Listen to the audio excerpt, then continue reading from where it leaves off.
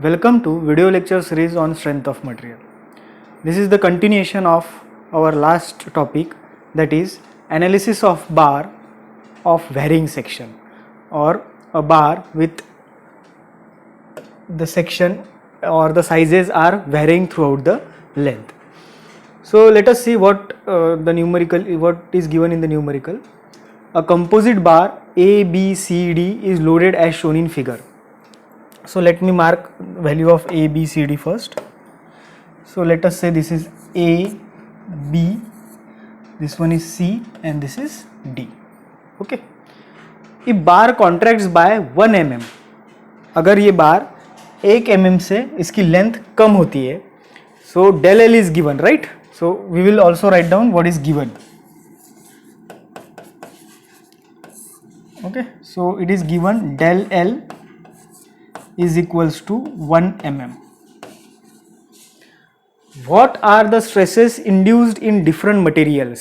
अगर हम इसको 1 mm से कॉम्प्रेस करते हैं तो इसमें अलग अलग मटेरियल्स दिए हैं, जैसे AB जो है it is made up of copper, then BC is made up of aluminium and CD is made up of steel, right?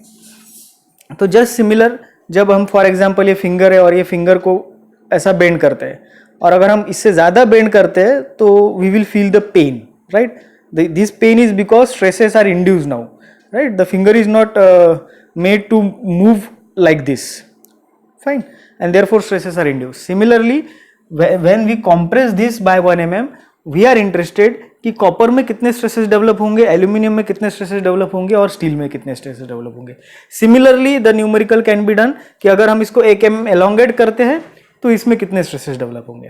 ठीक है, एरिया दिया है इन्होंने. ठीक है, area of copper is 200 square metre, तो हम यहाँ पे लिख लेते हैं area is 200 mm square. Then area for aluminium is 300 mm square, इसलिए इसकी साइज से ये साइज बड़ी है, ऑलरेडी एरिया दिया है, right? So this is 300 mm square. And area of steel is also given which is 100 mm square. तो steel का एरिया भी हमें गिवन है. तो अगर आप देखोगे तो 100 mm स्क्वायर सबसे छोटा है, सबसे स्मॉलेस्ट है, इसलिए इसकी साइज भी कम है, वेयर एज अदर 200 की साइज उससे ज्यादा है और 300 की साइज उससे भी ज्यादा है. ठीक है. Also, what is given? Modulus of elasticity for copper, for aluminium and for steel is given. So let me write down, मुझे यहाँ पे लिखने दीजिए कि modulus of elasticity for copper कितनी है. तो EC for copper कितना है? 10 into और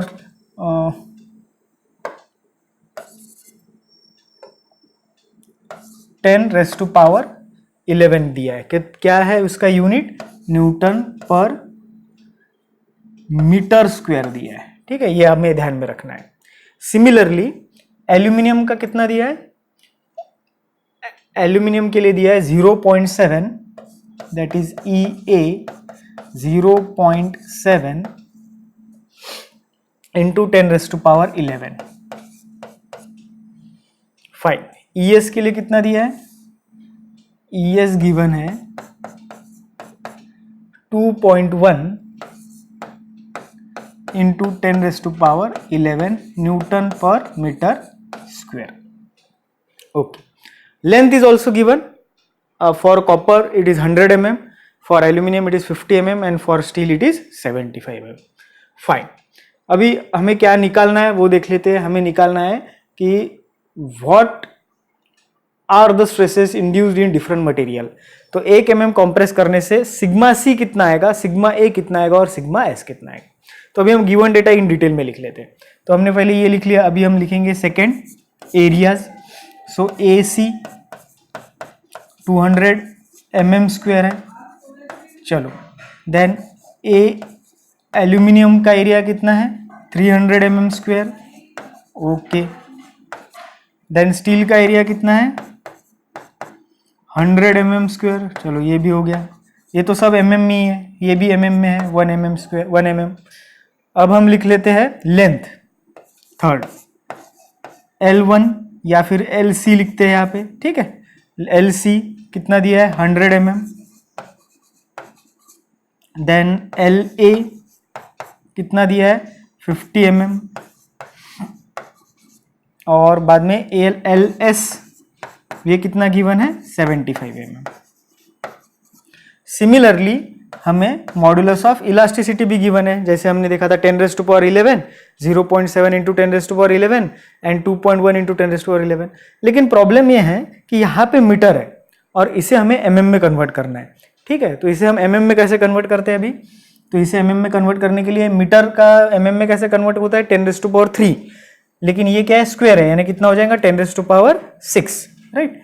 तो मुझे क्या करना पड़ेगा यहाँ पे 10⁻11 मल्टीप्लाइड बाय, और से instead of multiplication metre square नीचे है तो डिवाइडेड बाय 10⁻6। अब ये 10⁻6 जब ऊपर आ जाएगा तो वो हो जाएगा 10⁻⁻6। ओके, तो अब हमें मिल जाएगा फाइनल वैल्यू 10⁻5 न्यूटन पर mm स्क्वायर। सिमिलरली यहाँ पे भी वैल्यू मिल जाएंगी 0.7 इंटू 10⁻5 न्यूटन पर mm स्क्वायर, और यहाँ पे भी वैल्यू मिल जाएंगी 2.1 इंटू 10⁻5 न्यूटन पर mm स्क्वायर, राइट। तो अभी मीटर स्क्वायर का mm स्क्वायर में हमने कन्वर्ट कर लिया है। अब ऑलमोस्ट सब डेटा हमने कन्वर्ट कर लिया। अभी हमें देखना है कि क्या हमें निकालना है। ठीक है, तो इसे मैं थोड़ा छोटा कर लेता हूँ, यहाँ पे रख दिया। ओके, अभी हमें क्या फाइंड आउट करना है वो देख लेते हैं हम। सो टू फाइंड, हमें फाइंड आउट करना है स्ट्रेसेस कि 1 mm के वजह से कितने स्ट्रेसेस आते हैं। तो हमें फाइंड आउट करना है सिग्मा सी, सिग्मा ए और सिग्मा एस। ठीक है, अब सिग्मा सी, सिग्मा ए और सिग्मा एस, तो सिग्मा का फॉर्मूला हमें तो पता है, sigma is equals to P by A, right. अब पी तो नहीं पता, राइट, पी हमें दिया नहीं है यहाँ पे। ओके, यानी हमें ये पता चल गया अभी कि पहले तो हमें सिग्मा सी, सिग्मा ए और सिग्मा एस निकालना है, लेकिन साथ साथ में अभी पी भी निकालना है। अब पी कैसे निकालेंगे, तो पी निकालने के लिए हमारे पास जो गिवन डेटा है वो है डेल एल, इसका हम यूज कर सकते हैं। ठीक है, तो अभी हमें सबसे पहले पी निकालना है। एक बार पी निकल गया कि P divided by A, sigma P divided by A, then sigma A, और P divided by A S, sigma S. ठीक है, तो अभी इसको भी हम एक साइड में रख देते हैं। ओके, अब आते हैं हम सॉल्यूशन पे। सॉल्यूशन में अभी पहला टास्क क्या है, पहला टास्क है पी कैलकुलेट करना। और पी कैसे कैलकुलेट करेंगे, तो हमें गिवन क्या है, डेल एल गिवन है, तो हम डेल एल के फॉर्मूला का यूज करते हैं। So del L is equals to del L 1 plus del L 2 plus del L 3, right. Now del L को हम कैसे लिख सकते हैं, P L 1 upon A 1 E 1 plus P L 2 upon A 2 E 2 plus P L 3 upon A 3 E 3, right. अब ये सब इसमें कॉमन क्या है, पी कॉमन है, सो पी को हम बाहर निकाल लेंगे। सो बचेगा क्या, L1 upon A1 E1 plus L2 upon A2 E2 plus L3 upon A3 E3, right. अब डेल एल की वैल्यू पता है आपको, राइट, हमें पता है कितनी दी है, 1 mm दी है। ठीक है, अब इसको हम 1 mm लिखते हैं। 1 mm is equals to P, what is value of L1 100, A1 200 और E1 10⁵ plus L2 means here La, this is for copper, this is for aluminum and this is for steel. Okay, so L2 is 50 divided by A2 is 300 and then 0.7 into 10⁵ plus L3 is 100 divided by area is 100 into E3 is 2.1 into 10⁵ done. अब ये सब मिल गया, इस पे से आपको P मिल जाएगा, right. तो P की वैल्यू आती है 9130.43 न्यूटन। तो P हमें मिल गया, हमारा जो पहला टास्क था वो हमने कंप्लीट कर लिया। अभी इसे हम बाजू में रख देते हैं।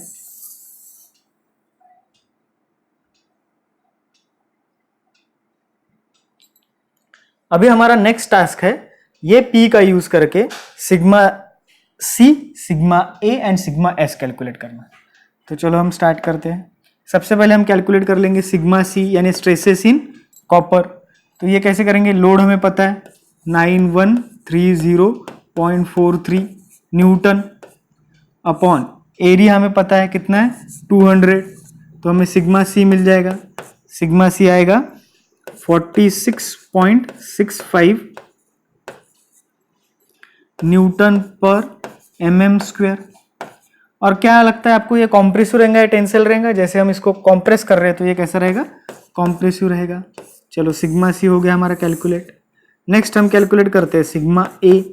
सिग्मा A के लिए लोड उतना ही रहेगा 9130.43, एरिया 300 लेना पड़ेगा यहाँ पे।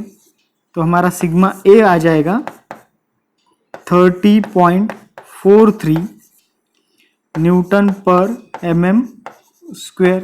ये भी कैसा रहेगा, कॉम्प्रेसिव। एंड लास्ट में हम कैलकुलेट करेंगे सिग्मा S। तो सिग्मा S के लिए फिर से लोड उतना ही रहेगा 9130.43 डिवाइडेड बाय एरिया जो है वो कितना है 100। तो हमें आंसर मिल जाएगा 91.30 न्यूटन पर mm²। Okay, so this is how we have find out the stresses in steel, copper and aluminum. Similarly, if there is extension in rod, nothing will change. The only thing will change that instead of compression there will be tension. Hope you have understood this numerical. In case of any query, please comment in the comment box. Thank you.